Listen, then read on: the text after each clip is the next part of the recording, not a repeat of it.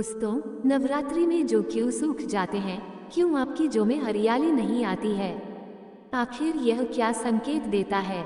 नवरात्रि में जो अखंड ज्योत जलती है, उसकी बाती का हम क्या करें?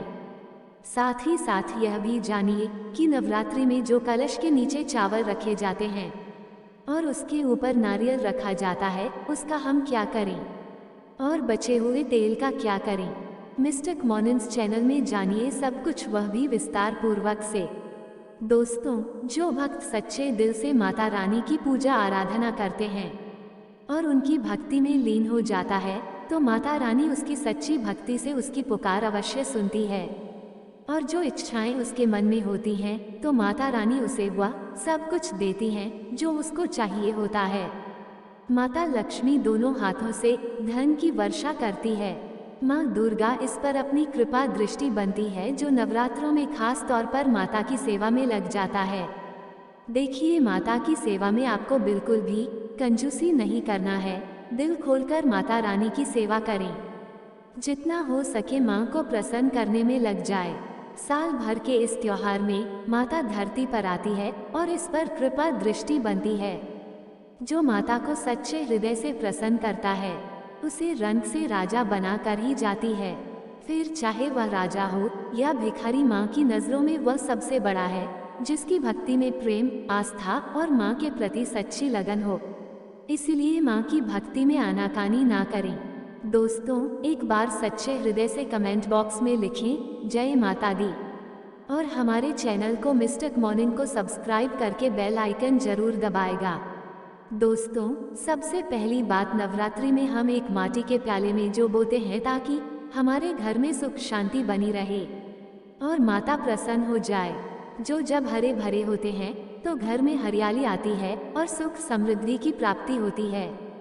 जब जो हरे भरे होते हैं तो समस्त देवी देवता खुशियां मनाते हैं और घर की उन्नति के लिए कामनाएं करते हैं, आशीर्वाद देते हैं।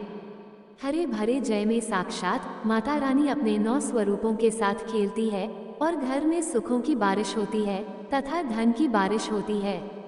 और जिस घर में जो के अंदर से हरियाली नहीं आती है, तो उस घर में पहले ही पता चल जाता है कि अब आपके घर में गरीबी आने वाली है तथा परेशानियां आने वाली है, क्योंकि आपने पूजा पाठ में कोई ऐसी गलती कर दी होगी जिसके कारण जो में हरियाली नहीं आ पाई। देखिए, आपको बता दे, हैरानी वाली बात तो है, बिना पानी के माटी में जो डालते ही उग जाते हैं, वो भी बिना देखभाल करें हरियाली उसमें निकल आती है। लेकिन जब हम कलश स्थापना करते हैं और जो होते हैं, तो ये बहुत ही सोचने समझने वाली बात है कि आपकी देखरेख में और जबकि आपने पानी बराबर डाला, परिवार ने अच्छे से देखा, फिर भी ऐसा होने के बाद जब उसमें जो ना निकले तथा हरियाली ना आए, तो समझ ले साक्षात माता रानी आपसे नाराज है, क्रोधित हो चुकी है। माता रानी अपनी संतान को सदैव माफ कर देती है। आप सच्चे हृदय से माता रानी से माफी मांग ले। माता करुणामयी है और अपने भक्तों को, अपने बेटों को, अपने लाल को वह सदैव माफ करती हैं।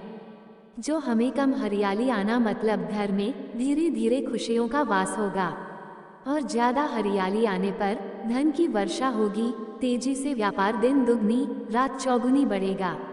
कई लोग जो में रोज पानी डालते हैं, जो कि इसमें पानी नहीं डाला जाता बल्कि पानी का छींटा मारा जाता है, इसलिए जो सड़ जाते हैं, खराब हो जाते हैं। ऐसा ना करें और इसी कारण हरियाली नहीं आती है। ज्यादा पानी डालने से ये खराब हो जाते हैं। दोस्तों, जो जब आपके घर में हरे भरे हो जाए, तब इसमें चांदी का सिक्का या 1 रुपया का सिक्का जरूर डालें।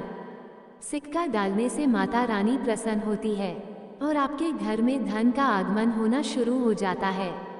दोस्तों, नवरात्रि समाप्त होने के बाद हरे भरे जौ का क्या करें, आइए जानते हैं मिस्टिक मॉर्निंग्स चैनल के माध्यम से। पहले बात तो यह कि इसमें जो अपने 1 रुपया का सिक्का डाला है, उसे आप अपने धन रखने के स्थान पर रख लें, इससे धन में बढ़ोतरी होती है। दोस्तों, और अंत में नवरात्रि समाप्त होने के बाद इन जौ में से थोड़े पत्ते माता रानी के प्रसाद के स्वरूप में पूरे परिवार को खिलाएं। इसके पत्ते खाना बहुत ही शुभ और मंगलकारी माना जाता है। इसे जो भी खाता है वह जल्दी बीमार नहीं पड़ता। और बाकी आप इन जौ को गंगा में विसर्जित कर दें या नदी की धारा में छोड़ दें। इससे आपका व्रत संपूर्ण और सफल हो जाएगा। दोस्तों, कई लोग अपने घर में अखंड ज्योत जलाते हैं और जो बाती होती है तथा तेल बाती, उसे कई लोग इधर उधर फेंक देते हैं या अपने घर में संभाल कर रख लेते हैं या फिर पानी में डाल देते हैं, जो कि इससे आपको कोई फायदा नहीं होता। जो अखंड ज्योति होती है उसे आप मामूली ना समझें। ये बुझाने के बाद भी जागृत अवस्था में होती है। इसमें साक्षात माता दुर्गा का वास होता है। ये चैतन्य अवस्था में होती है, जागृत होती है।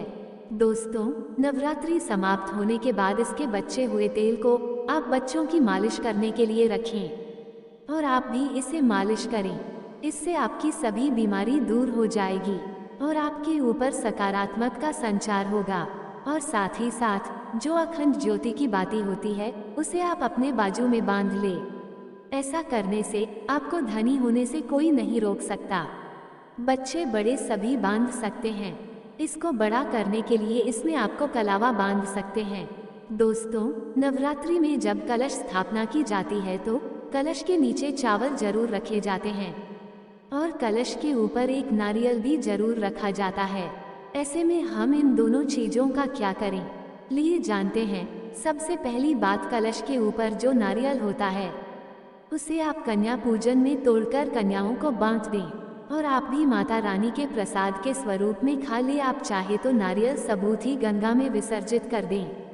दोस्तों, और जो कलश के नीचे चावल रखे जाते हैं उसे आप थोड़ी हल्दी में पीला करके एक लाल कपड़े में बांधकर अपने धन रखने के स्थान पर रख लें या अपने पस में रख सकते हैं। इससे तेजी से धन बढ़ता है, माता लक्ष्मी की कृपा प्राप्त होती है। और बाकी चावलों को आप पक्षियों को डाल दें या गंगा में विसर्जित कर दें और जो कलश और जो होते हैं उसे आप गंगा में विसर्जित कर दें। ऐसा करने से नवरात्रि का संपूर्ण फल प्राप्त होता है और व्रत रखने का फल शीघ्र ही मिलता है। दोस्तों, और भूल कर भी यह गलती कभी मत करना। गंगा में कचरा आदि धूपबत्ती के डिब्बे, माचिस के डिब्बे भूल कर भी मत डालना। सड़े गले फूल गंगा में नहीं डालना चाहिए। इससे उल्टा व्यक्ति नरक में चला जाता है और परिवार में गरीबी का वास हो जाता है। गंगा मैया क्रोधित हो जाती है और श्राप देती है। इसलिए ऐसा घोर पाप कभी मत करना। इसके पीछे एक कथा है। जब गंगा मैया भगवान शिव से शिकायत लेकर पहुंची, तब भगवान शिव कहते हैं, जो मनुष्य गंगा को मेला करेगा वह कभी पवित्र नहीं कहलाएगा, वो हमेशा नरक में भट रहेगा, उसे मोक्ष प्राप्त नहीं होगा। वो नरक की भांति इसी पृथ्वी लोक में भ्रमण करता रहेगा। इसलिए गंगा को मैला नहीं करना चाहिए, नहीं तो आपका समस्त पुण्य नष्ट हो जाएगा, आपका पुण्य भूत पिशाच को प्राप्त हो जाएगा। दोस्तों, अगर आपको माता रानी की चुनरी उपहार में मिली है, जैसे जागरण आदि से या किसी पंडाल से या धार्मिक यात्रा से, तो ऐसी माता की चुन्नी मिली हो तो ऐसी चुन्नी बहुत ही शुभ मानी जाती है। इससे आपका वैवाहिक जीवन सफल हो जाता है। माता रानी की चुन्नी को आप संभाल कर रखें। इसे आप करवा चौथ पर, वट सावित्री व्रत आदि में या किसी पर्व पर, त्योहार में अवश्य पहनें। इसमें माता रानी का आशीर्वाद प्राप्त होता है जो आपको प्राप्त हुआ है। ऐसी चुनरी सदैव संभाल कर रखें, क्योंकि माता की चुनरी जागृत अवस्था में होती है। इसे मामूली ना समझे। दोस्तों, 3 वृक्ष ऐसे हैं जिन्हें नवरात्रि के दौरान मात्र छूकर घर पर आ जाने से आपका भाग्य चमक जाता है। नवरात्रि में इन वर्षों में माता शेरावाली का वास होता है, 9 देवियों का वास होता है। इसमें सबसे पहले है बेल का वृक्ष। बेल के वृक्ष में माता पार्वती का वास होता है। खासतौर पर नवरात्रि में मात्र इस छूने से आपकी जो भी इच्छा है वो पूर्ण हो जाती है।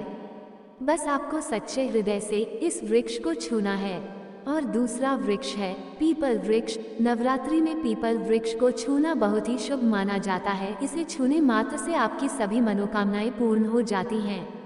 लेकिन आपको इसके जागृत अवस्था यानी कि नवरात्रि में ही छूना है। तीसरा वृक्ष है बट वृक्ष, जिसे छूने मात्र से ही आपकी सभी मनोकामनाएं पूर्ण हो जाती हैं।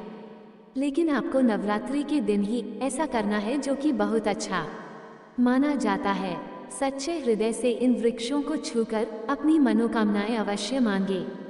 ऐसी मनोकामनाएं इन वृक्षों द्वारा जरूर पूरी होती है क्योंकि खासतौर से इन वृक्षों में माता दुर्गा तथा 9 देवियों का वास होता है।